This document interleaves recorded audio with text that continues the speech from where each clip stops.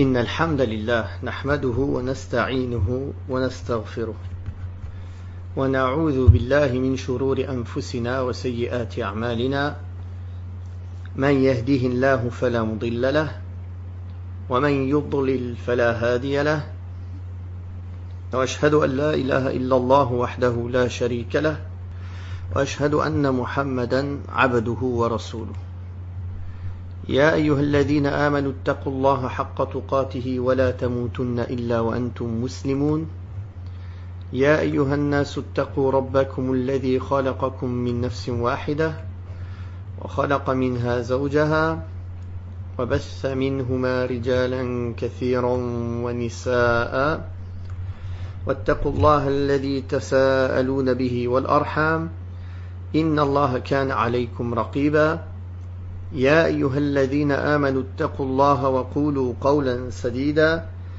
يصلح لكم أعمالكم ويغفر لكم ذنوبكم ومن يطع الله ورسوله فقد فاز فوزا عظيما أما بعد فإن أصدق الحديث كتاب الله وخير الهدي هدي محمد صلى الله عليه وسلم وشر الأمور محدثاتها وكل محدثة بدعة وكل بدعة ضلالة وكل ضلالة في النار.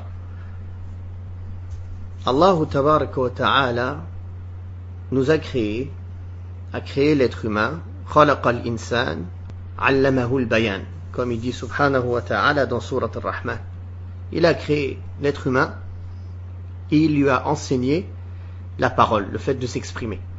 Et cette langue qu'Allah tabaraka wa ta'ala a donnée à l'être humain et le fait de pouvoir parler, d'exprimer ses idées avec la langue en priorité et aussi à l'écrit est un bienfait d'Allah subhanahu wa ta'ala pour l'être humain.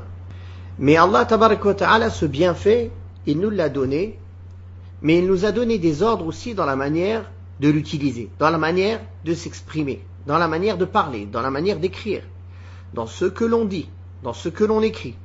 Alors Allah tabaraka wa ta'ala a dit Ya ayyuhalladhina amanu ittaqullaha wa qulu قولا سديدا يصلح لكم أعمالكم ويغفر لكم ذنوبكم ومن يطع الله ورسوله فقد فاز فوزا عظيما. Vous entendez souvent ce verset qui est récité au début de la khutbah, au début des prêches, car elle fait partie des versets que le prophète sallallahu alayhi wa sallam récitait dans khutbat al-hajjah pour introduire et ouvrir ses discours et ses prêches.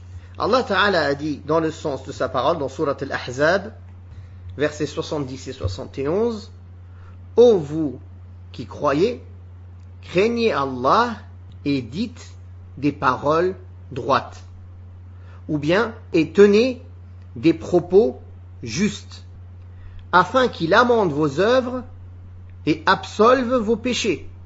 En effet, quiconque obéit à Allah et à son messager obtiendra un immense succès.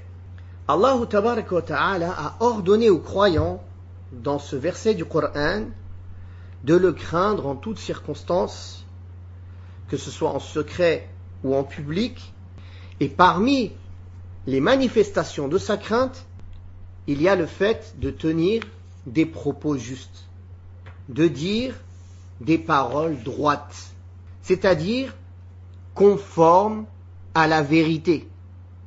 Ou bien quand on n'est pas 100% sûr, ce n'est pas la vérité absolue, la certitude, au moins qui s'en rapproche, c'est-à-dire ghalabatul dhann, l'avis prépondérant, ce que l'on pense, c'est très probablement sûr et vrai, même si c'est pas 100%, que c'est très probablement sûr et vrai. Donc Allah tabaraka wa ta'ala nous a ordonné de dire des paroles justes et vraies, de dire des paroles droites. Les paroles droites, les propos conformes, les propos justes sont de plusieurs sortes. Il y a en premier lieu la parole de vérité, La ilaha illallah. Il n'y a nulle divinité digne d'être adorée si ce n'est Allah tabaraka wa ta'ala. En connaître le sens, donc prononcer cette parole pour entrer en islam, pour pouvoir être sauvé de l'enfer, en connaissant son sens et en mettant en pratique à quoi elle ordonne et en essayant de concrétiser la réalité de cette parole. La ilaha illallah.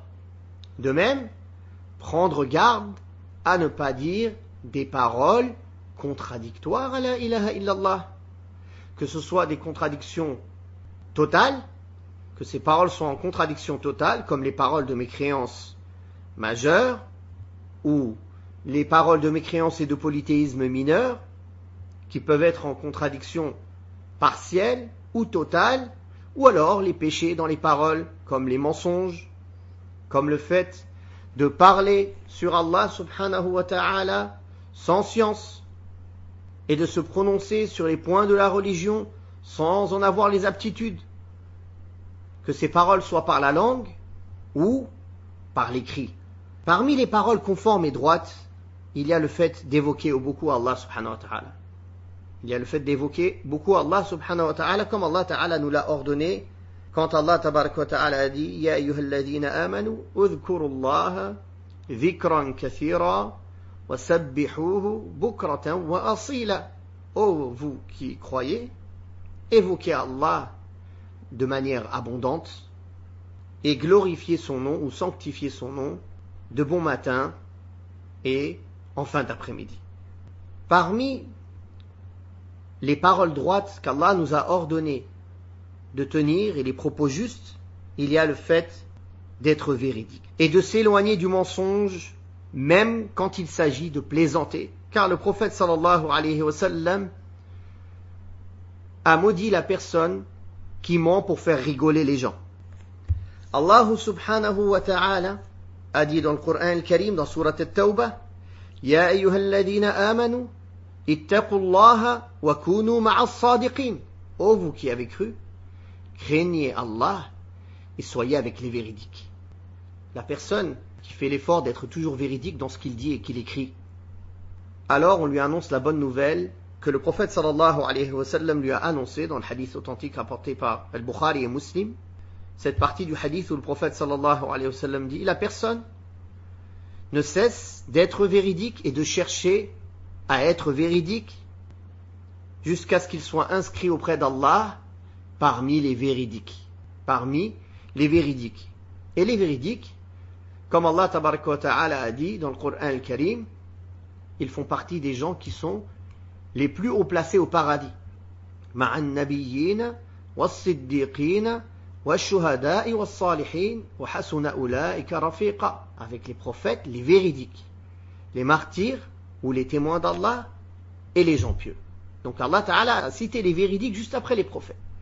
Et être véridique est une très grande qualité humaine et une très grande qualité en islam.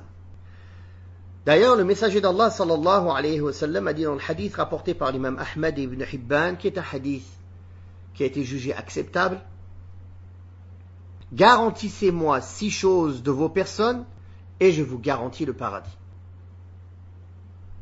Soyez véridiques quand vous parlez. Honorez vos engagements quand vous promettez. Préservez et rendez le dépôt quand il vous est confié. Préservez votre chasteté. Baissez le regard et retenez vos mains de faire du mal à autrui. Donc le messager d'Allah sallallahu alayhi wa sallam a garanti le paradis aux personnes qui lui garantissent ces 6 choses concernant leur personne. Je répète ces 6 choses. Soyez véridiques quand vous parlez. Honorez vos engagements quand vous promettez. Préservez et rendez le dépôt quand il vous est confié. Préservez votre chasteté. Baissez le regard et retenez vos mains de faire du mal à autrui. Hadith, comme on a dit, rapporté par l'imam Ahmad ibn Hibban, est un hadith acceptable. Parmi les paroles droites et les propos conformes et justes qu'Allah Ta'ala nous a ordonné de tenir, il y a le fait de réconforter une personne avec une bonne parole. D'entrer la joie dans le cœur de nos frères en islam avec une parole bonne. Allah tabaraka wa ta'ala a dit dans Surat Al-Baqarah wa qulu lin-nasi husna, et dites aux gens les meilleures des paroles. Les paroles, avec une parole, la personne peut gagner les plus hauts degrés du paradis. Avec une parole, la personne peut être jetée en enfer dans les plus bas degrés. Avec une parole, il peut réconforter quelqu'un qui est malheureux, qui se sent mal, qui est désespéré. Avec une parole, il peut détruire une personne et la blesser à jamais. Une parole. Donc, l'islam nous a demandé de choisir les paroles douces, les paroles aimées par Allah subhanahu wa ta'ala, et de donner aux gens la bonne parole. Le prophète sallallahu alayhi wa sallam a dit dans le hadith rapporté par Al-Bukhari et Muslim: préservez-vous du feu, ne serait-ce qu'avec un morceau de date. Si vous ne trouvez pas, alors ne serait-ce qu'avec une bonne parole. Alors ne serait-ce qu'avec une bonne parole. Et la bonne parole est une sadaqa, est une aumône.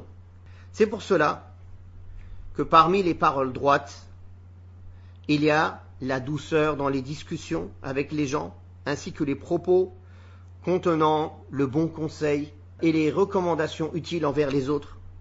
Parmi les bonnes paroles aussi, il y a le fait d'ordonner le bien, d'interdire le blâmable. Tout à l'heure, on a dit évoquer Allah, bien sûr, la meilleure évocation d'Allah, c'est la lecture du Coran et d'évoquer son nom, subhanahu wa ta'ala. Parmi les bonnes paroles, il y a le fait de rechercher toujours la vérité. Dans la science, dans les questions religieuses, de ne pas suivre ses passions et de chercher la vérité. D'être toujours à la quête de la voie menant à la vérité. Et celui qui fait cela, Allah tabaraka wa ta'ala lui a promis beaucoup de bienfaits. Il a dit: Ya ayyuhalladhina amanu, ittaqullaha wa qulu qawlan sadida, yuslih lakum a'malakum, wa yaghfir lakum dhunubakum, wa man yuti'illaha wa rasulahu faqad faza fawzan 'azima. Parmi les choses qu'Allah tabaraka wa ta'ala lui a promis, il lui a promis qu'il va amender ses œuvres, c'est-à-dire les corriger, les parfaire, les rendre plus méritoires, les améliorer et diriger l'être humain vers la voie pour se faire accepter, pour que ses œuvres soient acceptées par Allah tabaraka wa ta'ala, car la crainte d'Allah tabaraka wa ta'ala est la cause pour que les œuvres soient acceptées. Allah tabaraka wa ta'ala a dit dans le Coran: Innama yataqabbalu Allahu minal muttaqin. Certes, Allah n'accepte les œuvres que de ceux qui le craignent. Et le fait de dire des paroles droites est un moyen de le craindre dans la manière dont on utilise ce bienfait qui est la parole, qui est la langue, ou l'écriture. Je dis l'écriture parce qu'aujourd'hui, beaucoup utilisent les moyens de communication aussi pour s'exprimer. Et c'est avec la crainte révérentielle d'Allah tabaraka wa ta'ala que l'homme obtient l'assistance d'Allah tabaraka wa ta'ala dans les bonnes œuvres. Et qu'Allah tabaraka wa ta'ala le protège de tous ceux qui pourraient corrompre ses œuvres et le corrompre. Il le protège aussi de ne pas annuler ses œuvres et d'annuler leur rétribution et leur récompense. De même que Allah tabaraka wa ta'ala lui multiplie la récompense de ses œuvres. En revanche, l'absence de la crainte révérentielle d'Allah tabaraka wa ta'ala et le fait de dire des paroles droites conformes à la vérité est la cause de la corruption des œuvres de l'homme et que ces œuvres ne soient pas acceptées par Allah tabaraka wa ta'ala et que ces œuvres soient dissipées. De même qu'Allah a promis d'absoudre ses péchés quand il a dit وَيَغْفِرْ لَكُمْ ذُنُوبَكُمْ. Donc les péchés qui sont la cause de notre perte. La crainte révérentielle affermit les affaires de l'homme et éloigne de l'être humain tous ceux qui lui fait du mal, ce qui fait que l'être humain s'éloigne de l'interdit. Donc quand ce croyant obéit à Allah tabaraka wa ta'ala et fait en sorte de dire du bien, de dire des paroles droites, de dire des paroles justes, de dire des paroles vraies, de craindre Allah de ne pas mentir, de ne craindre Allah de ne pas dire sur Allah des choses qui ne sont pas justes, de craindre Allah de ne pas dire sur Allah des choses sans science, la résultante de cela, c'est qu'Allah tabaraka wa ta'ala va lui corriger ses œuvres, va lui permettre de faire des bonnes œuvres, et va lui augmenter, et va le préserver de faire des péchés. Car effectivement, quiconque obéit à Allah et à son messager, obtiendra un immense succès. Donc Allah ta'ala lui a promis à cette personne un succès immense.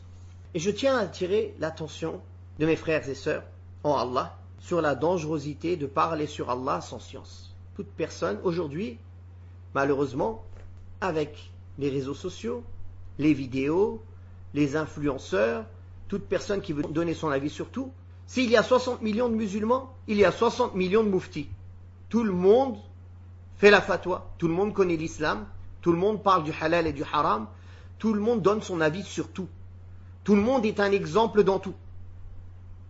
Est-ce que ces gens ne craignent pas qu'ils se retrouvent à être jugés devant Allah tabaraka wa ta'ala pour tous les mensonges qu'ils ont proférés sur la religion d'Allah? D'ailleurs, le messager d'Allah sallallahu alayhi wa sallam a dit: celui qui croit en Allah et au jour dernier, qu'il dise du bien ou qu'il se taise. Les paroles sont partagées en 3 catégories. Celles où le bien, la part du bien dedans est supérieure à la part du mal. Ou alors que c'est du bien absolu, comme les paroles de Tawhid. Ou bien que son bien est supérieur à son mal. La deuxième catégorie est celle dont le bien et le mal sont équivalents. La troisième catégorie est celle dont le mal est supérieur au bien, même si du bien s'y trouve. Alors le prophète sallallahu alayhi wa sallam a dit que celui qui croit en Allah et au jour dernier, qu'il dise du bien ou se taise. C'est-à-dire qu'il dise la parole de la première catégorie, qui est un bien absolu, ou bien dont le bien est supérieur au mal. Si la parole qu'il va dire, il ne sait pas si son bien et son mal sont égaux, ou si son mal est supérieur à son bien, alors il doit se taire. De même sur les réseaux sociaux. Est-ce qu'il est obligatoire à chaque personne de donner son avis sur tout? De parler? De commenter? Est-ce qu'on croit que tout ce qu'on écrit, tout ce qu'on parle, on ne va pas en répondre devant Allah subhanahu wa ta'ala? Le messager d'Allah sallallahu alayhi wa sallam a dit dans un hadith rapporté par l'imam al-Bayhaqi dans Shu'ab al-Iman et Ibn Abi Dunya dans Samt et d'autres, qui est un hadith acceptable: qu'Allah fasse miséricorde à un serviteur qui, quand il parle, il est gagnant, il gagne, ou sinon il se tait et il est préservé. Soit il parle pour gagner des récompenses, sinon il se tait, il est préservé du péché. Et des conséquences, il est préservé du péché et des conséquences de son ignorance, de sa parole, de sa mauvaise parole ou de sa parole qui n'est pas bonne. Aussi, en cette période où l'ignorance est très répandue et tout le monde donne son avis sur tout, je tiens à faire une remarque sur une parole qui paraît anodine pour les gens, mais qui est d'un très grand danger, qui est le fait de féliciter les mécréants pour leurs fêtes, que ce soit les fêtes religieuses, comme Noël, ou bien le Nouvel An, ou autres. Premièrement, en islam, il n'y a que 2 fêtes. Le prophète sallallahu alayhi wa sallam, comme il est rapporté dans le hadith sahih, quand il est arrivé à Médine, a trouvé les gens de Médine qui jouaient, qui faisaient des festivités 2 jours dans l'année. Il leur a demandé quelles sont ces fêtes, quels sont ces jours de festivité. Ils ont répondu, ce sont des jours de festivité. Le prophète sallallahu alayhi wa sallam a dit: Allah vous a remplacé ces 2 jours par 2 autres jours meilleurs. Le jour de la rupture du jeûne et le jour du sacrifice. Voilà les seules fêtes que le musulman connaît qui se répètent annuellement. Il y a d'autres fêtes qui ne sont pas répétitives. Une fête de mariage, une occasion où on réunit les gens pour manger. Mais ce n'est pas répétitif, ce n'est pas chaque année. Dès que cela devient répétitif, cela s'appelle Eid. En langue arabe, Eid, c'est quelque chose qui se répète, auquel on revient. Que ce soit un endroit auquel on revient tout le temps, ou que ce soit une date à laquelle on revient tout le temps pour la fêter. Donc que ce soit les anniversaires, que ce soit les anniversaires de mariage, de mort, de décès, de je ne sais quoi, que ce soit le prophète sallallahu alayhi wa sallam, un pieux, un prophète, un saint, peu importe, notre mère, notre grand-père, nous-mêmes, tout ceci sont des innovations en islam. Ça n'existe pas. On a 2 fêtes. Et à partir du moment où cela se répète, c'est une fête de jahiliya, une fête qui est considérée comme une fête anté-islamique. Encore pire, si cette fête comporte l'acceptation et la valorisation de la mécréance et du polythéisme, comme les fêtes des mécréants, comme le Nouvel An. Fêter la nouvelle année et le fait de prendre des nouvelles résolutions pour la nouvelle année est une manière de perpétuer l'adoration d'un dieu romain qui s'appelle Janus. En effet, le mois de janvier provient du nom latin du mois Januarus ou Januarus, qui a été nommé janvier en l'honneur de Janus, dieu des Romains, des commencements et des fins, des choix, des clés et des portes. Donc dans la mythologie romaine, Janus est le dieu des commencements et des transitions. C'est pour ça qu'il est représenté à deux visages, à deux faces. Une face regardant vers le passé, une face regardant vers l'avenir. Et les adorateurs de Janus, ils lui vouaient le culte en prenant de nouvelles résolutions pour toute nouvelle année romaine. C'est-à-dire pour janvier, pour l'entrée du mois de janvier. Voilà donc l'origine du mois de janvier et l'origine du fait de fêter le nouvel an et l'origine du fait de féliciter pour la nouvelle année et de prendre des nouvelles résolutions pour cette nouvelle année païenne. C'est une adoration païenne et un moyen de perpétuer l'adoration du faux dieu Janus. Mais comme il y a des gens qui parlent sur Allah subhanahu wa ta'ala sans droit, en mentant au nom de l'islam, qui vont dire aux gens il n'y a pas de mal, il n'y a aucun souci en cela.